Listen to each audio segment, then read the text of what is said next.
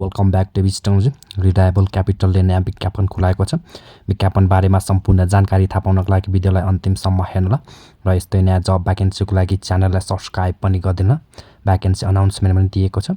यस विज्ञापनमा कसरी आवेदन दिन सकिन्छ र के कस्तो शैक्षिक योग्यता चाहिन्छ सम्पूर्ण जानकारी दिनेछु। भिडियोलाई अन्तिमसम्म हेर्नुहोला। पोजिसन पनि दिएको छ। अफिस लेभलको लागि चाहिँ मार्क गरेको छ। अफिसर लेभलको लागि चाहिँ मार्क गरेको छ, जसमा चाहिँ मार्क सङ्ख्या चाहिँ फ्यू पनि दिएको छ। रिक्वायर क्वालिफिकेसन पनि दिएको छ। यस पदमा आवेदन दिनको लागि चाहिँ आवश्यक शैक्षिक योग्यताको बारेमा दिएको छ।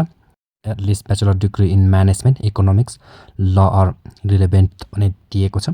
यसमा आवेदन दिनको लागि चाहिँ मान्यता प्राप्त विश्वविद्यालयबाट चाहिँ म्यानेजमेन्ट र इकोनोमिक्स सब्जेक्ट लिएर चाहिँ ब्याचलर डिग्री पास गरेको हुनुपर्ने चाहिँ दिएको छ।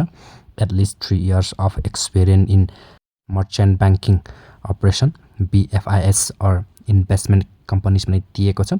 यसमा चाहिँ ब्याङ्किङ तथा फाइनेन्स सम्बन्धी चाहिँ कम्तीमा चाहिँ 3 वर्षको चाहिँ अनुभव भएको हुनुपर्ने पनि दिएको छ। Sounds knowledge on financial analysis, investment analysis, research work and familiar with prevailing law and regulation पनि दिएको छ। एज दिएको छ, नट एक्जिटिङ 35 इयर्स पनि दिएको छ। यस पदमा आवेदन दिनको लागि चाहिँ उमेर चाहिँ 35 वर्ष नकाटेको हुनुपर्ने चाहिँ दिएको छ। 2मा रहेको छ अर्को पदको लागि जुन चाहिँ म्यानेजमेन्ट ट्रेनी पदको लागि मार्क गरेको छ, जसमा मार्क सङ्ख्या फ्यू पनि दिएको छ। यस पदको लागि पनि धेरै सङ्ख्यामा नै मार्क गरेको छ। रिक्वायर क्वालिफिकेसन पनि दिएको छ। यस पदमा आवेदन दिनको लागि आवश्यक शैक्षिक योग्यताको बारेमा दिएको छ। At least bachelor degree in management, economics, ल अर रिलेभेन्ट डिग्री पनि दिएको छ। यस पदमा आवेदन दिनको लागि चाहिँ कम्तीमा चाहिँ म्यानेजमेन्ट, इकोनोमिक्स र ल सब्जेक्ट लिएर चाहिँ ब्याचलर डिग्री पास गरेको हुनुपर्ने चाहिँ दिएको छ। At least 2 years experience in merchant banking operation, BFIS or investment companies पनि दिएको छ। ब्याङ्किङमा फाइनेन्स सम्बन्धी चाहिँ कम्तीमा चाहिँ 2 वर्षको चाहिँ अनुभव भएको हुनुपर्ने चाहिँ दिएको छ। Sound knowledge on financial analysis, investment analysis, research work and familiar with prevailing law and regulation पनि दिएको छ। एज नट एक्जिटिङ 35 इयर्स पनि दिएको छ। यस पदमा आवेदन दिनको लागि पनि चाहिँ उमेर चाहिँ 35 वर्ष नकाटेको हुनुपर्ने चाहिँ दिएको छ। 3मा दिएको छ अर्को पदको लागि जुन चाहिँ सुपरभाइजर लेभल पदको लागि चाहिँ मार्क गरेको छ, जसमा मार्क सङ्ख्या चाहिँ फ्यू पनि दिएको छ। यस पदमा पनि धेरै सङ्ख्यामा नै मार्क गरेको छ। रिक्वायर क्वालिफिकेसन पनि दिएको छ। यस पदमा आवेदन दिनको लागि आवश्यक शैक्षिक योग्यताको बारेमा दिएको छ। At least bachelor degree in management, economics, ल अर रिलेभेन्ट डिग्री पनि दिएको छ। मान्यता प्राप्त विश्वविद्यालयबाट चाहिँ म्यानेजमेन्ट, इकोनोमिक्स र ल सब्जेक्ट लिएर चाहिँ ब्याचलर डिग्री पास गरेको हुनुपर्ने चाहिँ दिएको छ। At least 1 year experience in merchant banking operation or BFIS or investment companies पनि दिएको छ। मान्यता प्राप्त अर्थात् ब्याङ्किङ वा फाइनेन्स सम्बन्धी चाहिँ कम्तीमा चाहिँ 1 वर्षको चाहिँ अनुभव भएको हुनुपर्ने चाहिँ दिएको छ। Sound knowledge on financial analysis, investment analysis, research work and familiar with prevailing law and regulation पनि दिएको छ। एज नट एक्जिटिङ 35 इयर्स पनि दिएको छ।